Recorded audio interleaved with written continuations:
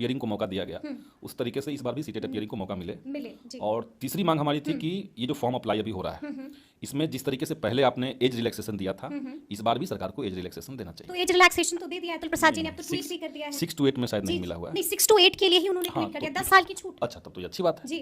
अगर ये कर दिया है तब तो अच्छी बात है। मतलब आपकी एक मांग सुन ली गई। हाँ जी। इसके लिए मैंने पहले अप्रोच किया था, पहले मैंने बात की थी। अच्छा, आपने पहले भी बात की थी मैंने पहले भी।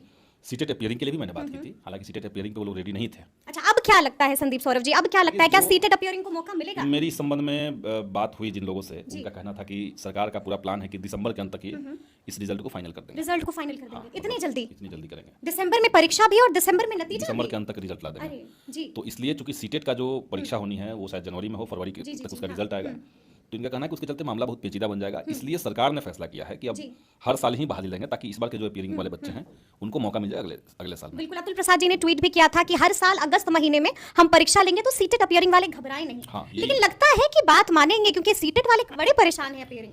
अब करना तो सरकार को है, करना तो बीपीएससी को है जी। और उनके मुद्दे को, सीटेट अपीयरिंग वाले मुद्दे को तो हम मैंने पहली बार सदन में नहीं कह रहे हैं, सदन शुरू होने से पहले भी मैंने अप्रोच किया था। पहले भी आपने अप्रोच किया था। जी। लेकिन उस समय हुआ कि देखते हैं, लेकिन फाइनली इन लोगों ने तय करके बताया हमको कि नहीं हो सकता। नहीं हो सकता है, मतलब अब इस बात पर मुहर लग गई है, एक तरह से कह सकते हैं। लेकिन प्रयास तो हमने इसलिए आखिरी दिन भी मैंने उठाया था, और मैंने इसलिए कल जो सदन अंतिम था, मैं ये जानता था कि सरकार ये कह रही है, लेकिन तभी मैंने सदन में दिया, तभी आपने बात रखी, तभी मैंने कहा कि आप सीटेट अपीयरिंग को मौका दीजिए। अच्छा, कल जब आज शीतकालीन सत्र का आखिरी दिन था, जब आपने कई मांगे उठाई, तो क्या सहमति जताई लोगों ने, मतलब बाकी मांगों को लेकर भी क्या कुछ लगता है कि बात बनी संदीप सौरभ जी? अब ये कह नहीं सकते। देखिए, जो मैंने मुद्दा उठाया वो शून्यकाल में उठाया है और वो जाएगा अभी डिपार्टमेंट के पास। तो मेरे ख्याल से देखिए, ये तो इस तरह का मसला नहीं है कि आप लंबे समय तक कोई रोड का निर्माण करवाना है कि आप डाल भी सकते हैं। आपको अगर मौका देना है तो तुरंत देना होगा। अगर आपको सीटेट, अगर ये वाला तो हो गया, एज रिलैक्सेशन वाला तो बहुत बढ़िया है। और ये जो बच्चे हैं, जो अभ्यर्थी हैं, महिला अभ्यर्थी हैं, जो महिलाएं हैं उसमें, जो दिव्यांग हैं, उनको गृह जिला मौका मिले, ये भी जल्दी का चीज़ है। तो इसलिए मेरे ख्याल से लेटर चला जाएगा जल्दी से ही, और फिर हम अप्रोच करेंगे कि उस पर अमल किया जाए, जितना संभव हो सके उतना हम कोशिश मतलब आप लगे रहेंगे इस मुद्दे को? कोशिश कर रहे हैं हम, कोशिश करने से ही कुछ चीज़ें निकली हैं। एज रिलैक्सेशन वाला अगर हुआ है जो आप कह रही हैं, मुझे तो अभी तक खबर नहीं थी इसकी, अगर ये हो गया है तो अच्छी बात है। अच्छा, ये भी हम जानना चाहेंगे कि क्या नियोजित शिक्षकों का मुद्दा भी उठाया गया, क्योंकि आप लगातार ये भी मांग कर रहे थे कि नियोजित शिक्षकों को बिना शर्त राज्यकर्मी का दर्जा। देखिए, नियोजित शिक्षकों का जो मैंने सरकार को लिख के पहले ही दिया था, सदन से पहले दिया था, और उसमें हमने यही कहा था कि कोई अलग से कैटेगरी मत बनाइए, और मेरे ख्याल से वो एक्सेप्ट होगा। हाँ, ये जो विशिष्ट शिक्षक नियमावली लाकर के उनको एक अलग, ये जो नाम दे दिया गया है विशिष्ट, हाँ, तो इस पे मेरी आपत्ति थी, मैंने आपत्ति दर्ज की थी मैंने, और मेरे ख्याल से यही शिक्षा विभाग की तरफ से सरकार के पास लेटर भी गया हुआ है, और इस पर विचार चल रहा है। लेकिन आपको मालूम है कि दिसंबर महीने में परीक्षा भी होने वाली है, जो मामूली सी परीक्षा है, सक्षमता परीक्षा, जिसको मुख्यमंत्री ने मामूली परीक्षा बताई, वो दिसंबर में होने वाली है। हाँ, वो परीक्षा, देखिए, परीक्षा को लेकर के सरकार का कहना है कि ये लेंगे। हाँ, लेकिन आपने तो ये भी मांग रखी थी बिना शर्त। हमने मांग रखी है, आप मांग रखते हैं बड़ा, हो सकता है कि उसमें सरकार कुछ कटौती करे, या उनका कुछ तर्क है कि भाई आप एक पद पर थे, आप नियोजित थे, आपको राज्यकर्मी में ला रहे हैं, तो बीच में कोई क्राइटेरिया अगर हम फिक्स नहीं करेंगे तो मामला लीगल फंस जाएगा। ये कहना है वित्त मंत्री, जो पहले शिक्षा मंत्री भी थे, विजय चौधरी जी का ये कहना है। तो अगर ये कहना है तो हमने कहा था कि तभी आप उसको सक्षमता परीक्षा के बजाय डिपार्टमेंटल परीक्षा कहिए। तो ये बात पे चर्चा चल रही है, क्या उनको करना है, हमने तो मांग रख दी। और विशिष्ट शिक्षक पे मेरी बहुत आपत्ति थी, मैंने कहा था कि एक समान शिक्षक, हाँ, एक समान शिक्षक कीजिए। पहले से ही आपके पास विशेष शिक्षक है, तो विशेष शिक्षक अलग है, विशिष्ट शिक्षक अलग है, तो ये शब्दों के साथ खिलवाड़ जो है वो सरकार बंद करे। तो ये सारी बातें कही गई है, और इसमें मेरे ख्याल से जल्दी ही आने वाला है। अच्छा, एक आखिरी सवाल आपसे पूछेंगे कि अब तो बीपीएससी टीआरई 2.0 भी आ गया है, लेकिन बीपीएससी टीआरई 1.0 को लेकर विवाद अब भी थमा नहीं है। अब भी लोग कह रहे हैं गड़बड़ी हुई है, अब भी कह रहे हैं फर्जीवाड़ा है, हम लगातार देख रहे हैं कि एक्शंस भी हो रहे हैं, काम चल रहा है, लेकिन पूरी तरह से जो है विवाद थमा नहीं है। हमने उसमें एक तारांकित प्रश्न दिया था, जी, और हमने उसमें 2-3 मांगे की थी। एक तो हमने मांग की थी कि जो छात्रों का कंप्लेन कई तरह के आ रहे हैं, किसी के रिजल्ट को लेकर के कहीं पे कई सारी शिकायतें, तो उस शिकायतों को एड्रेस किया जाए। दूसरा हमने उसमें मांग रखा था कि जो नियोजित शिक्षक हैं उनको आप नए पदों पर मत लीजिए, उनके पुराने पदों को ही समाहित कर लिया जाए। तो और नए पदों पे सिर्फ टीचर्स को रखा जाए, जो नए अभ्यर्थी हैं, फ्रेश लोगों को रखा जाए। तो और इसके बाद जो सीटें खाली हैं, जो मिनिमम एलिजिबिलिटी क्राइटेरिया को क्रॉस कर चुके हैं लोग, तो खाली पदों पर सेकंड लिस्ट लाया जाए। तो ये हमने मांग रखी। लेकिन अब तो खाली पदों को लेकर भी अतुल प्रसाद जी ने एक ट्वीट कर दिया है, बड़ा साफ साफ कह दिया है कि जो पद खाली हुए हैं उसको बीपीएससी टीआरई 2.0 में भर दिया जाएगा। यानी कि अब बीपीएससी टीआरई 2.0 की जो पूरे पद है वो 1 लाख कुछ हो गए। अब देखिए, सरकार कुछ कहेगी, बीपीएससी कुछ कहेगा, तो हम तो कुछ कह नहीं सकते हैं। सरकार ने जो जवाब दिया है, मेरे इस प्रश्न का तो लिखित प्रश्न का लिखित जवाब है। अच्छा, तो आपको जवाब मिल गया? जवाब मिला है, मैंने जवाब पब्लिक में भी डाला है। तो उस जवाब में तो कहा गया है कि सरकार जो है वो सेकंड लिस्ट लाने पर विचार कर रही है। ये साफ साफ जवाब दे दिया गया है, साफ साफ जवाब दिया हुआ है। मतलब आप ये कह रहे हैं कि सेकंड लिस्ट आएगी, लोग जो है वो निराश। ये शिक्षा विभाग कह रही है। ये शिक्षा विभाग। अब शिक्षा विभाग कुछ और कहे, बीपीएससी कुछ और ट्वीट कर दे, तो इसमें अब हम लोग क्या करेंगे? क्या करेंगे, लेकिन एक उम्मीद की किरण है आपकी तरफ से, क्योंकि अभी भी चीजें फाइनल नहीं है। क्योंकि कई सारे लोगों को आपने गलत तरीके से बिना डॉक्यूमेंट वेरिफिकेशन से ले लिया, तो ये तो आपकी गलती है। उसके चलते जो मिनिमम कट ऑफ को पार किए हुए लोग हैं, उनकी तो गलती नहीं है कि उनको आपने छांट दिया है। तो इसलिए इस पे सेकंड लिस्ट पर विचार करना चाहिए। या तो आप शुरुआत में ही इस तरह से करते कि गड़बड़ियां नहीं होती। वो नियोजित शिक्षकों को समाहित करने के लिए नहीं तैयार थे उस आंसर में, लेकिन उनका कुल मिला के कहना था कि जो पद खाली है उसके लिए सेकंड लिस्ट लाने की सेकंड लिस्ट आई। रिजल्ट पर हार्दिक स्वागत है। सबसे पहले तो आपको दीपावली की हार्दिक शुभकामनाएं एवं बधाई। आप सभी लोग दीपावली सुरक्षित रूप से मनाइएगा और आपको दीपावली की शुभकामनाएं हैं और बधाई है। अभी मैं आपको बता दूं तो अभी की खबर है, दूसरे चरण में करीब 1.25 लाख लोगों ने अभी तक पंजीकरण कर दिया। हालांकि अभी टाइम बहुत ज़्यादा है, 5-7 दिन बचा हुआ है रजिस्ट्रेशन में ही। तो रजिस्ट्रेशन में करीब 1.25 लाख रजिस्ट्रेशन हो चुके हैं अभी तक के हिसाब से, और तकरीबन 6-7 लाख और लगभग 7 लाख 8 लाख तक रजिस्ट्रेशन होने की संभावना बने रहेंगे। 10 लाख तक भी रजिस्ट्रेशन हो जाए तो कोई इसमें कहने वाली बात नहीं, लेकिन 6-7 लाख तो रजिस्ट्रेशन होंगे ही होंगे। अभी तक 1.25 लाख रजिस्ट्रेशन कंप्लीट हो चुके हैं। 17 तारीख तक विलम्ब शुल्क के साथ अंतिम डेट है मतलब पंजीकरण करने का। 14 नवंबर को आपको मतलब पंजीकरण करने का विलम्ब शुल्क दिया गया है। उसके साथ साथ परीक्षा इस बार में कोई भी गवर्नमेंट मतलब प्राइवेट कॉलेज को सेंटर नहीं बनाया जाएगा, ऐसा बात बोल दिया गया है। बाकी आप सभी लोग को आवेदन 25 नवंबर तक भर सकते हैं। रजिस्ट्रेशन 15 नवंबर तक, आप 14 नवंबर तक आप कर सकते हैं बिना विलम्ब शुल्क के, और विलम्ब शुल्क के साथ 17 नवंबर तक। तो आप लोग जल्द से जल्द अपना फॉर्म को पूर्ण कर लीजिएगा। बाकी चलिए वीडियो आप लोग देखते रहेगा। आप लोग को दीपावली की हार्दिक शुभकामनाएं। सेकेंड लिस्ट की हमने मांग की थी, सरकार तैयार हुई है, सेकेंड लिस्ट वो देंगे। बीपीएससी में जो शिक्षकों की बहाली हाँ, सेकेंड लिस्ट। तो फ्रेंड्स, आपने वीडियो देख लिया होगा। वीडियो देखने से आपको एक चीज़ तो क्लियर हो गई होगी, ये कि आपकी जो सेकंड मेरिट लिस्ट है वो पक्का आने वाली है। यानी सेकंड मेरिट लिस्ट की बात विधानसभा में हुई थी, जहाँ पे उन्होंने बोला है कि आपकी सेकंड मेरिट लिस्ट जो है वो पक्का आएगी। ये बात हो गई पहली नंबर, जो कि कंफर्म हो गई कि सेकंड मेरिट लिस्ट आएगी और जल्द ही आने वाली है। दूसरी बात आपका ये देख सकते हैं आपकी स्क्रीन पर जो मैं आपको दिखा रहा हूँ, कार्यालय जिला शिक्षा पदाधिकारी पूर्वी चंपारण मोतिहारी। इसमें क्या निकला हुआ है कि आपको सभी अनुमंडल मुख्यालयों के प्रधानाचार्य, प्रधानाध्यापक, प्रधान प्रभारी और महाविद्यालय, इंटर कॉलेज 10+2 निजी विद्यालय पूर्वी चंपारण मोतिहारी को ये बात भेजी गई है।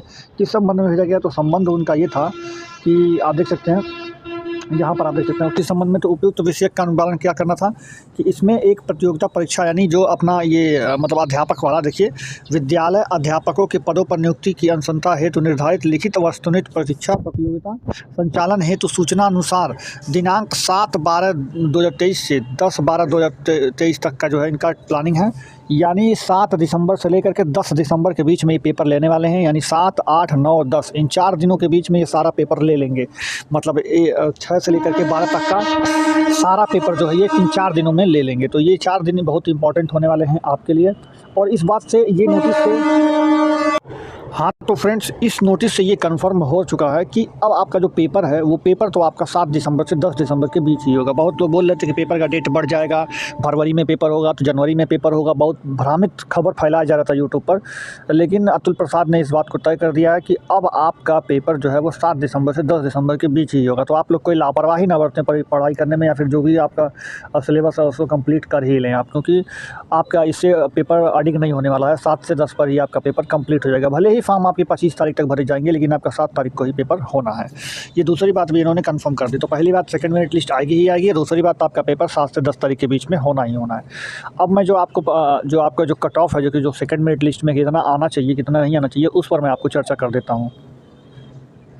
जो आपके सामने स्क्रीन पर दिख रहा है ये 1 to 5 में पिछले बार का कट ऑफ है। पिछले बार का यानी अभी जो फर्स्ट मेरिट लिस्ट आई थी उसका कट ऑफ है। यहाँ पे आप देख सकते हैं। तो आपको पता भी होगा कि जनरल में 67 नंबर, वहीं फीमेल जनरल में 57 नंबर, इसी तरह से करके अलग अलग कैटेगरी में अलग अलग कट ऑफ्स आए थे। मिनिमम कट ऑफ 39 रखा गया था बहुत जगह पे, और मतलब वो मिनिमम क्वालिफाइंग मार्क्स उन्होंने मान रखा है कि 39 नंबर जिसका होगा उसको पास मान लिया गया है इसमें। तो ये सब चीज़ें थी। तो अब ये जानना है कि सेकंड मेरिट लिस्ट का कट ऑफ क्या होने का उम्मीद है। देखिए, अगर मैं बात जनरल की करूं तो आप देख सकते हैं जनरल में 67 नंबर गया था, और डेट ऑफ बर्थ भी मैटर रखता है, 1986। मतलब जितना सीनियर लोग होते हैं, जैसे कि मान लीजिए उम्र में अगर आप 28 साल के हैं और आप कोई एक 29 साल का है, कोई एक 30 साल का है, तो जो 30 साल का है उसको पहले नौकरी दी जाएगी, फिर 29 साल वाले को दी जाएगी, फिर 28 साल वाले को दी जाएगी। उसी हिसाब से अगर पकड़ के चलें तो 1986 पर कट ऑफ बनाया गया है 67 नंबर में। यानी 67 नंबर पाने वाले जितने भी छात्र होंगे 1986 के बाद अब 1900 किसको दिया जाएगा, 87 को दिया जाएगा, 88 को दिया जाएगा, 89 को दिया जाएगा। इसी तरह करते करते जो मिनिमम डेट ऑफ बर्थ होगा 1967 में उसको दिया जाएगा। फिर आएगा कट ऑफ गिर करके 67 से 66 पर, फिर 66 वाले में भी ऐसे ही किया जाएगा, जो सबसे सीनियर होगा उसको सबसे पहले, फिर उसके बाद उसको, फिर उसको, इस तरह से करते करते कट ऑफ बनती है। तो 67 में अभी नहीं तो कम से कम 200 से बच्चे तो और ऐसे होंगे जो 67 नंबर पाए होंगे और जिनका डेट ऑफ बर्थ 1986 के बाद का होगा। तो पहले अगर रिवाइज रिजल्ट आता है तो पहले 67 नंबर वाले में ही जिसका 67 नंबर पाया होगा और उसका सिलेक्शन नहीं हुआ होगा, तो पहले तो उनका होगा जिनका 67 नंबर लाने के बाद भी मेरिट लिस्ट में नाम नहीं है, क्योंकि उसमें 100-200 लोग ऐसे होंगे ही होंगे, क्योंकि हर कट ऑफ पर बहुत सारे डेट ऑफ बर्थ वाले बच्चे मिल जाते हैं। उसके बाद अगर हम बात करें तो ये 67 ये कट ऑफ के बाद जो है आप 66 नंबर पर आएगा, फिर 65 नंबर पर आएगा, फिर 64 आएगा, इसी तरह करते करते सेकंड मेरिट लिस्ट बनेगी। तो मेरे हिसाब से कम अगर मान लीजिए गिरेगा तो इसमें 2-3 नंबर तो गिरने का उम्मीद रहेगा ही। यानी अगर किसी का 63 से ज़्यादा नंबर आ रहा है, किसी का 63 प्लस नंबर अगर आ रहा है, तो मेरे हिसाब से वो सेकंड मेरिट लिस्ट में उसका नाम आ ही जाना चाहिए। तो 63 प्लस वालों का तो आ ही जाएगा, बाकी जनरल में। उसी तरह से अलग अलग कैटेगरी में जो है अलग अलग मार्क्स सेकंड मेरिट लिस्ट में जो है आएंगे नाम सामने उनके। लेकिन एक बात ये ध्यान रहे कि 39 नंबर जिनका भी कट ऑफ बना था उनका मतलब वही रहेगा, क्योंकि वो मिनिमम क्वालिफाइंग मार्क्स है। तो आप अगर उतना नहीं पाते हैं तो फिर आपका नहीं हो पाएगा। तो 39 से कम कट ऑफ नहीं जाएगी, 39 से ज़्यादा ही रहेगी, मतलब उतना ही रहेगा 39 तक। और जो बाकी बचता है और सब में अगर आपका कट ऑफ जो भी बना रहा होगा आपकी कैटेगरी में, उसमें 2-3 नंबर तक कट ऑफ गिरने की उम्मीद रहेगी। बाकी जो सेकंड मेरिट लिस्ट है वो जल्द ही जारी होने वाली है, 1 से 2 दिनों के अंदर में।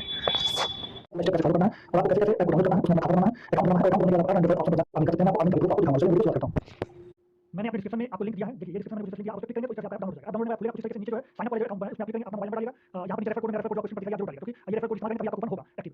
फिर उसका एग्जाम करने के बाद आगे बढ़ाइएगा, फिर यहाँ पर मोबाइल वेरीफाई करेगा प्रोजेक्ट में, वेरीफाई करने के बाद आगे बढ़ाइएगा, यहाँ पर अपना डिटेल नाम रखिएगा और आप जो रेफर कोड दिया है जो क्वेश्चन पड़ेगा लिख के आगे बढ़ाइएगा। फिर आपको अपना जीमेल आईडी कोड चुन लीजिएगा, फिर यहाँ से आगे बढ़ाइएगा, यहाँ पर क्लिक करके लीजिएगा, फिर आगे बढ़ाइएगा, फिर आपको अपना पैन कार्ड लिखना है, फिर उसके बाद नाम लिखना है, फिर आगे आपको सबमिट करना है। आपका नाम आ रहा होगा, आपको डिटेल सही होगा तो सबमिट करके आगे बढ़ाइएगा। तो आप जो है जब इसे सबमिट करके आगे बढ़ेंगे तो आपको इस तरीके से खुलेगा, आप यहाँ पर क्लिक करके आगे बढ़ाइएगा। फिर यहाँ पर आधार कार्ड नंबर डालना है आपको, आधार कार्ड नंबर डालने के बाद आपको उसके बाद आपको यहाँ पर जो है आगे बढ़ना है। फिर आपके आधार कार्ड नंबर पर जो रजिस्टर मोबाइल नंबर पर ओटीपी जाएगा, उस ओटीपी को आप यहाँ पर फिल कर लेना है, ओटीपी आ गया और इस ओटीपी को फिल कर दिया। ओटीपी करने के बाद आपको यहाँ पर डिजिट आप जो यहाँ पर डिजिट का पासवर्ड कर लेना डालना और पासवर्ड कर लेना। फिर यहाँ से आपको लॉग करके आगे बढ़ना है, फिर आपको डिजिट का आएगा, फिर आपको अप्रूव हो गया, फिर यहाँ पे अपना अकाउंट बैंक अकाउंट आपको लिंक करना पड़ता है। यहाँ पे पैसा नहीं करेंगे, आपको लिंक करना है, बाद में इसको इंस्टॉल कर देगा आपको मान लीजिए अपना। फिर यहाँ पे अपना बैंक अकाउंट करके आपको आगे बढ़ना है, कौन सा बैंक खाता है, फिर यहाँ पे अपना अकाउंट नंबर डाल दीजिएगा और अपना कोड डाल के लिंक बैंक अकाउंट करके आगे बढ़ेगा। फिर वहाँ से आपको अपनी सेल्फी आपको अपना एक फोटो खींचना है, सेल्फी उसी तरीके से, फिर आप सेल्फी करके आपको सबमिट करके आएगा। सबमिट करने के बाद जैसे आइकन पर यहाँ पर लिख दीजिएगा, तो स्क्रीन पर यहाँ पे इस तरह से आप अपलोड कर सकते हैं और स्क्रीन पर लिख सकते हैं। तो जब आपने जहाँ पर सिग्नेचर करके अपना अपलोड कर दिया, अपना फोटो करके आगे बढ़ेगा। फिर उसके बाद यहाँ पर जो है इस तरह से आपको कुछ एनुअल इनकम बताना होगा, आपका जीरो का बता दीजिएगा। फिर यहाँ पे जो भी आप करते हो सेल्फ एम्प्लॉयड हो, स्टूडेंट हो, स्टूडेंट लिखिएगा, जो भी आप लिखिएगा उसके आगे से नेक्स्ट कर दीजिएगा। फिर नेक्स्ट करने के बाद आप जो है आगे बढ़ेगा, यहाँ पर मेल चुन लीजिएगा, यहाँ पे मेल जो चुन लीजिएगा, यहाँ पे मंथली आप चाहिए क्वार्टरली चाहिए चुनिए। फिर आपका अकाउंट इस तरीके से आप लिखिएगा आइकन फॉर्म, वो क्लिक करके आइकन फॉर्म पे यहाँ पे आधार कार्ड नंबर लिख के वेरीफाई करना होगा। आधार कार्ड फिर से ओटीपी आएगा, ओटीपी आने के बाद आपका अकाउंट खुल जाएगा। फिर इसके बाद आप इस तरह से आप अपने